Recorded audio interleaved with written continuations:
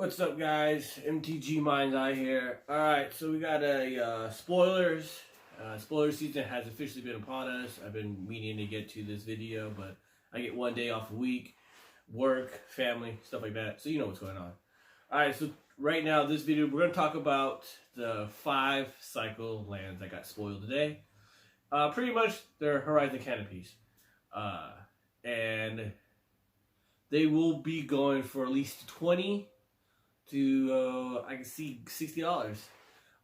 Boggles in Modern plays Horizon Canopy. The colors are not the colors they want to play. But so now we have a Simic Horizon. I can see them just throwing that in there. Another one is also what's that? Death Shadow. They got red black for Death Shadow. Drawing an extra card is pretty good.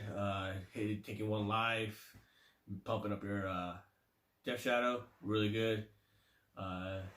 It's also going to be good in Dredge. I play Legacy Lands, and I run a Horizon Canopy. The main reason why you do run it is not because of the colors, which is really good, but also you can protect your life from the loam. If somebody tries to hit it with a Surgical Extraction, get rid of value of graveyard, you could sacrifice the Horizon Canopy, draw a card, dredge, bring it back to your hand. So yeah, I mean, these are, I'm glad they're rare. From what we heard, is print to demand, so there'll be a lot of copies getting out there. I can see for the next year this set being printed.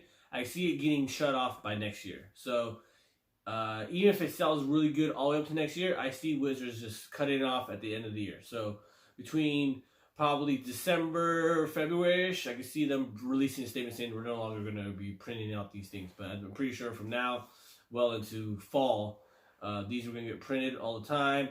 If you're going to invest in the box, I say wait till probably around October, November-ish. That's probably when they're going to be part of the lowest, because by that time we should have other sets coming out.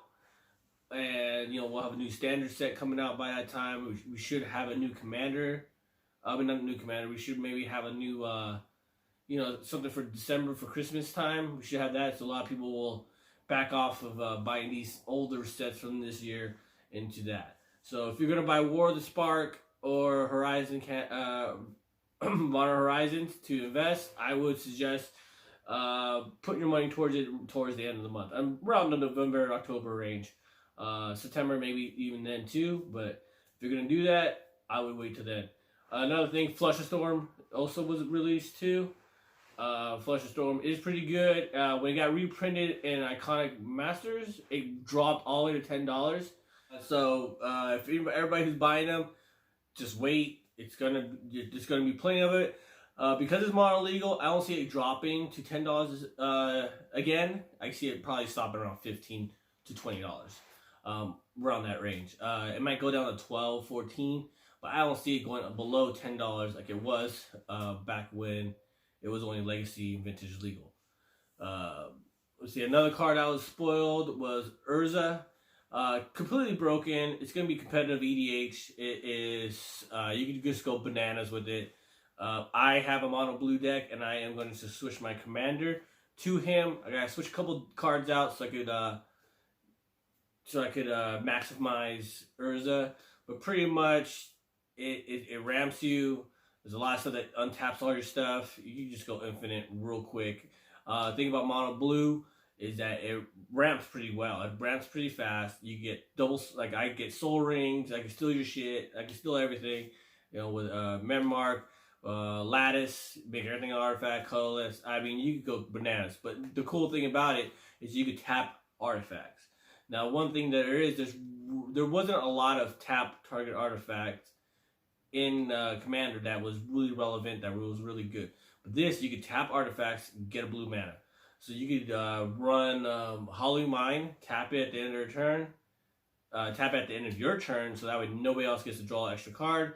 You get to draw a card. Guess what? You can also copy it with other artifacts. There's like, you know, copy target artifact. So essentially, you could be copying Hallowed Mine.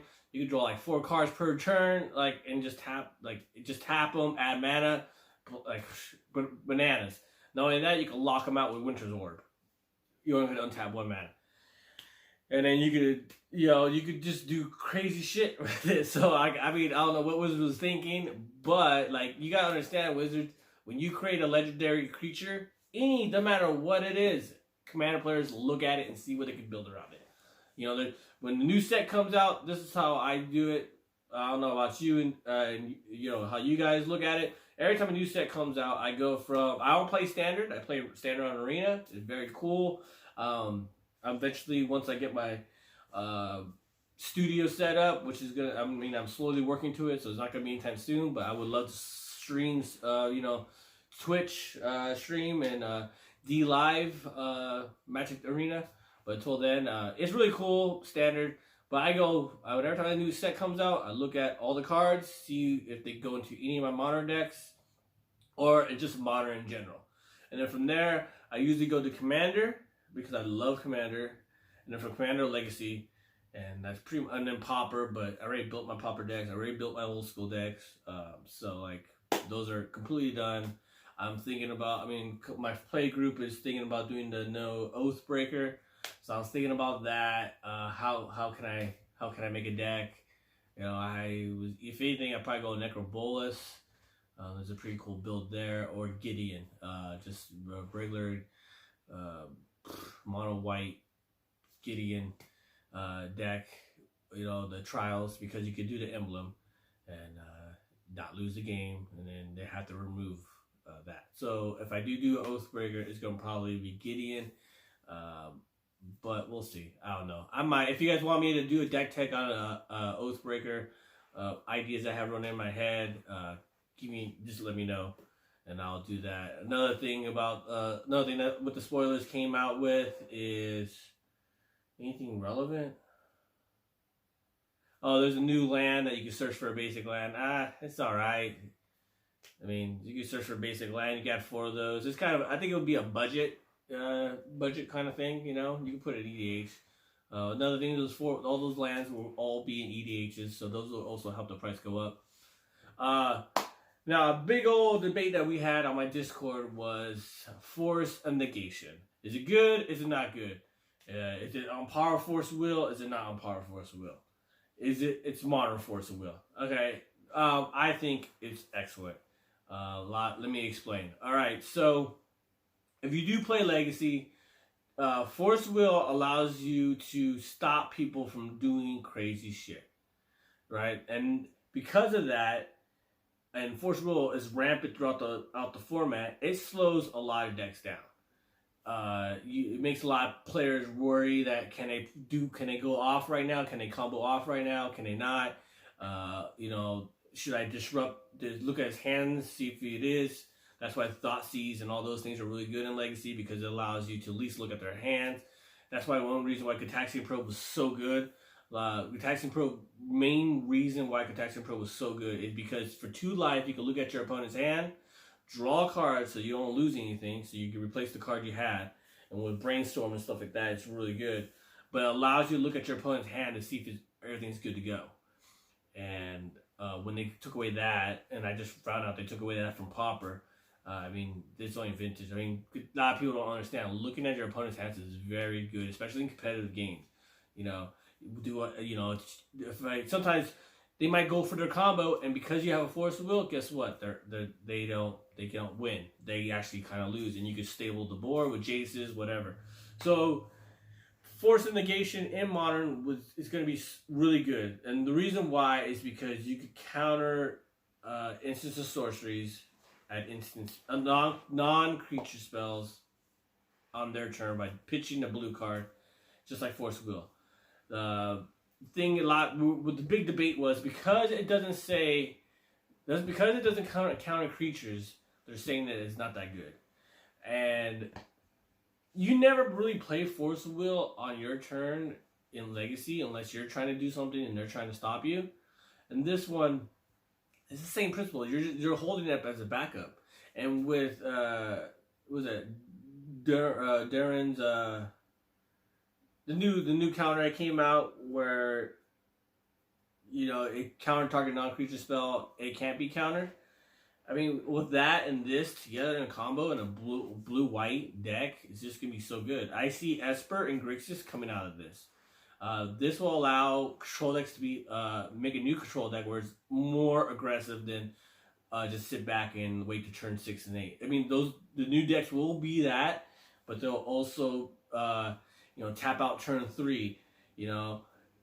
In Modern, it's so easy to deal with creatures. I mean, the whole format is run by creature-based decks. Taxes, Hollow One, Phoenix, Boggles, Death Shadow, Jund. There's so many creature-based decks in this, and if you're a control deck, you automatically have to deal with those decks. Terminus, Wraths, all that stuff.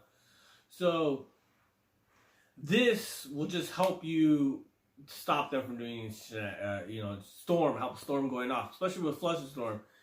Flush and Storm and this, it's gonna be so good. A lot of people are estimating the power and the impact this one card will have on the format. Now, I'm not saying it's good as Force of Will, but it's just there. I mean, you could, not only that, you don't have to do pitch a blue card to cast it for free. I mean, you could be like, counter that, and they could be like, all right, counter your counter. Well, then, bam, pitch it. That's 2 counters, you know what I'm saying? It allows you to hold back another counter. You could tap out, counter something, and then still have the ability to counter something. You know what I'm saying? Because of the ability to pay the other cost. So it's going to be really, really, really interesting and how it is. And then if you're playing a combo war where they have Dervin's card where it can't be countered, you could still pitch this and counter the original card you initially wanted to counter. So, I mean, this is going to be really good. It's what control kind of need. It's not Force of Will, but it's a fixed version of Force of Will. And I already expected, after I saw the fixed version of Cabal Therapy, that all the legacy cards that we all wanted to be in this set are all just going to be fixed versions of those cards. As we can see, that's what they're going to pretty much do. But yeah, I mean, you guys tell me. I'm excited for Modern Horizons. I'm a big Modern fan. I'm thinking about making Esper Control now, since I could be proactive. I'm one of those control players that I love to control the board, strip your hand away, ruin all your resources, and then just slowly become aggro. So I think Creeping Tar Pit is going to be a pretty good card. I think a lot of decks are going to be running Threshold Call and Creeping Tar Pit with Snapcaster Mages. Grixis control decks would be running Pyromancers. It's just going to make, and I actually do see Delver. Because of the Force of Negation, I see Delver becoming a part of this deck. I can see Delver becoming part of this format now. Right now, you really don't see a lot of Delvers, but I see this one card pushing Delver decks. Because you also, if you wanted to, you could put Misform Griffin. So you could pitch Griffin to the Force of Negation and then cast it later. If they can put Food Chain in this box, this set, it'll be Food Chain. Modern Food Chain will be a thing. Yeah, I mean, all right, man. Let me know. See y'all later.